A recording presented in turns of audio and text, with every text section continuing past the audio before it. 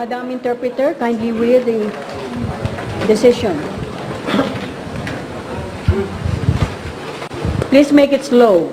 Yes, Your Honor. Consolidated partial decision. Wherefore, in view of the foregoing, judgment is hereby rendered as follows. In criminal case numbers Q-09-162-148 to 72, Q-09-162-216-231, Q-10-162-652 to 66, and Q-10-163-766, or 57 counts of murder. Number 1, the prosecution having established the guilt beyond reasonable doubt of the following accused who are found to have acted as principal, namely, Datu Andal Unsay Ampatuan Jr., Datu Anwar Sajid Datu Ulo Ampatuan, Datu Anwar Datu EP Ampatuan Jr., Police Inspector Saudi Muhammad, PO1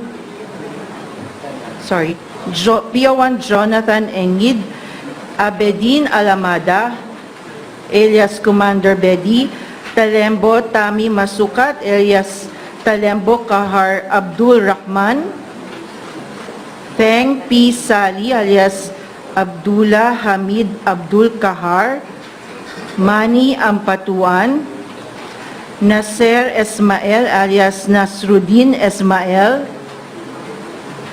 Datu Zaldi Ampatuan,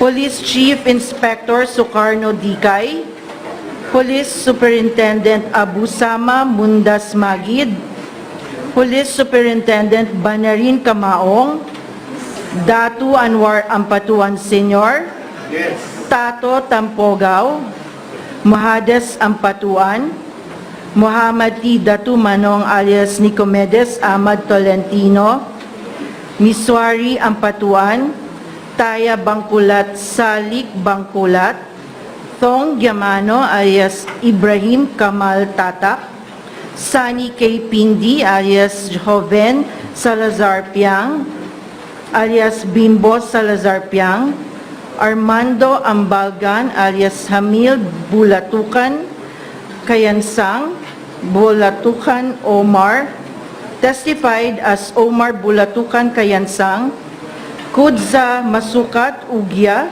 alias Datu Teng Ibrahim or Mustafa Ibrahim, Edres Kasan alias Edres Gogo Alip, who testified as Edres Gugo Kasan, Zakaria P. Akil alias Quago Akil, and Samaon Andatuan.